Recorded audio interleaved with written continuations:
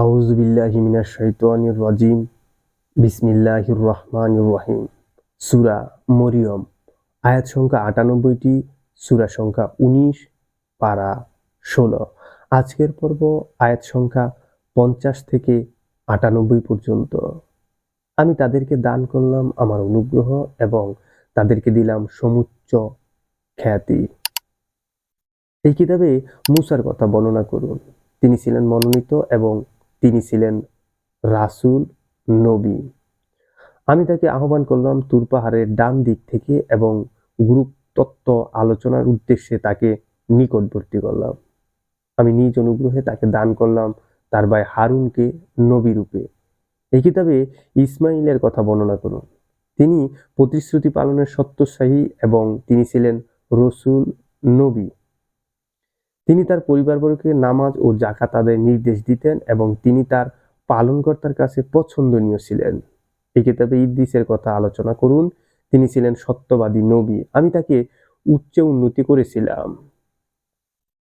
এরাই তারা নবীগণের মধ্যে থেকে যাদেরকে আল্লাহ তাআলা নিয়ামত দান করেছেন।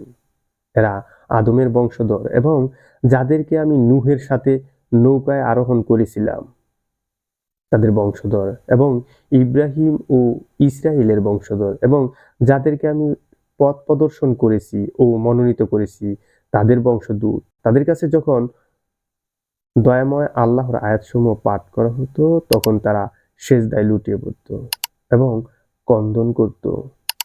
অতঃপর তাদের পর এলো অপদার্থ পরবর্তীরা। তারা নামাজ নষ্ট করল এবং কুপ্রবৃত্তির অনুবর্তী হলো। সুতরাং তারা অচিরেই পথভ্রষ্টতা প্রত্যক্ষ করবে। কিন্তু তারা ব্যতীত যারা তওবা করেছে, বিশ্বাস স্থাপন করেছে, সুতরাং তারা জান্নাতে প্রবেশ করবে এবং তাদের উপর কোনো জুলুম করা হবে না। তাদের স্থায়ী বসবাস হবে। যার ওয়াদা দয়াময় আল্লাহ তার বান্দাকে অদৃশ্যভাবে দিয়েছেন, অবশ্যই তার ওয়াদা তারা পৌঁছাবে। তারা সেখানে সালাম ব্যতীত কোনো অসার কথাবার্তা শুনবে না এবং সেখানে সকাল সন্ধ্যা তাদের জন্য রুজি থাকবে। এটা ওই জান্নাত যার অধিকারী করব আমার বান্দাদের মধ্যে পরেজগারদেরকে। এটা ওই জান্নাত যার অধিকারী করব আমার বান্দাদের মধ্যে পরহেজগারদেরকে। জিবরাইল আলাইহিস সালাম বলল, আমি আপনার পালনকর্তার আদেশ ব্যতীত অবতরণ করি না। যা আমার সামনে আছে, যা আমার পশ্চাতে আছে এবং যা এই দুইয়ের মধ্যস্থলে আছে, সবই তার এবং আপনার পালনকর্তার বিস্তৃত হওয়া নয়। তিনি নবমণ্ডল ভূমণ্ডলে এতদূরের মধ্যবর্তী সবার পালনকর্তা। সুতরাং তারই বন্দিগি করুন এবং তাতে দৃঢ় থাকুন। আপনি কি তার সমমান কাউকে জানেন? মানুষ বললে, আমার মৃত্যু হলে পর আমি জীবিত অবস্থায় পুনরুত্থিত হব? মানুষ কি স্মরণ করে না যে আমি তাকে ইতিপূর্বে সৃষ্টি করেছি এবং সে তখন কিছুই ছিল না? সুতরাং আপনার পালনকর্তার কসম, আমি অবশ্যই তাদেরকে এবং শয়তানদেরকে একত্রে সমবেত করব, অতঃপর অবশ্যই তাদেরকে নতজানু অবস্থায় জাহান্নামের চারপাশে উপস্থিত করব। অতঃপর প্রত্যেক সম্প্রদায়ের মধ্যে যে দয়াময় আল্লাহর সর্বাধিক অবাধ্য আমি অবশ্যই তাকে পৃথক করে নেব। অতঃপর তাদের মধ্যে যারা জাহান্নামে প্রবেশাধিকার যোগ্য, আমি তাদের বিষয়ে ভালোভাবে জ্ঞাত আছি। তোমাদের মধ্যে এমন কেউ নেই যে তথায় পৌঁছবে না। এটা আপনার পালনকর্তার অনিবার্য ফায়সালা। অতঃপর আমি পরেজগারদেরকে উদ্ধার করব এবং জালেমদেরকে সেখানে নতজানু অবস্থায় ছেড়ে দিব।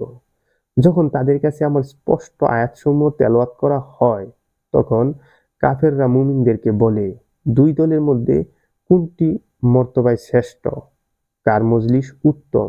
তাদের পূর্বে কত মানব গোষ্ঠীকে আমি বিনাশ করেছি, তারা তাদের চাইতে সম্পদে ও জাকজমকে শ্রেষ্ঠ ছিল। বলুন, যারা পথভ্রষ্টতায় আছে দয়াময় আল্লাহ তাদেরকে যথেষ্ট অবকাশ দেবেন।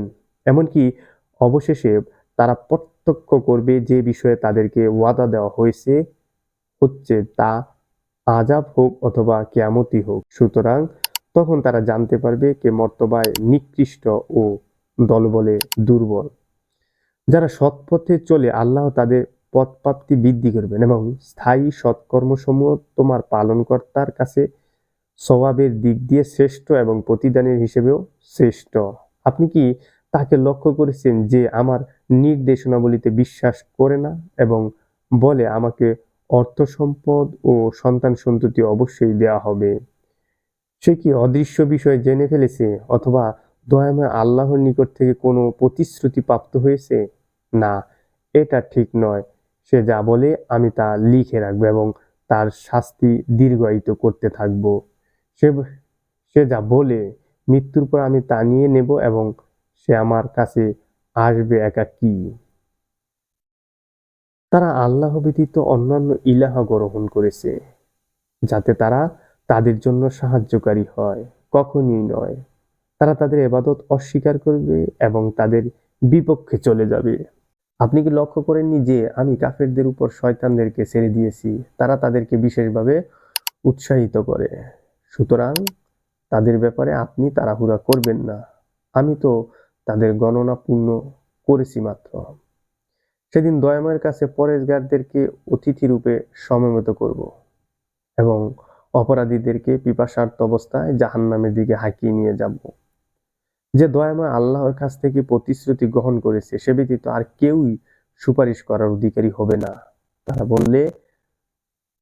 তারা বলে দয়াময় আল্লাহ সন্তান গ্রহণ করেছে। নিশ্চয়ই তোমরা তো এক অদ্ভুত কাণ্ড করেছ।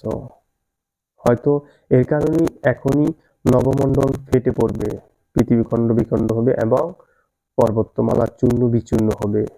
এ কারণে যে তারা দয়াময় আল্লাহর জন্য সন্তান আহ্বান করছে, অথচ সন্তান গ্রহণ করা দয়াময়ের জন্য শোভনীয় নয়। নবমণ্ডল ও ভূমণ্ডলে কেউই নয় যে দয়াময় আল্লাহর কাছে দাস হয়ে উপস্থিত হবে না। তার কাছে তাদের পরিসংখ্যান রয়েছে এবং তিনি তাদেরকে গণনা করে রেখেছেন। কিয়ামতের দিন তাদের সবাই তার কাছে একাকী অবস্থায় আসবে। যারা বিশ্বাস স্থাপন করে ও সৎকর্ম সম্পাদন করে তাদেরকে দয়াময় আল্লাহ ভালোবাসা দেবেন। আমি কোরআনকে আপনার ভাষায় সহজ করে দিয়েছি যাতে আপনি এর দ্বারা পরহেজগারদেরকে সুসংবাদ দেন এবং কলহকারী সম্প্রদায়কে সতর্ক করেন। তাদের পূর্বে আমি কত মানব গোষ্ঠীকে ধ্বংস করেছি, আপনি কি তাদের কাহারও সাড়া পান অথবা তাদের ক্ষীণতম আওয়াজও শুনতে পারেন?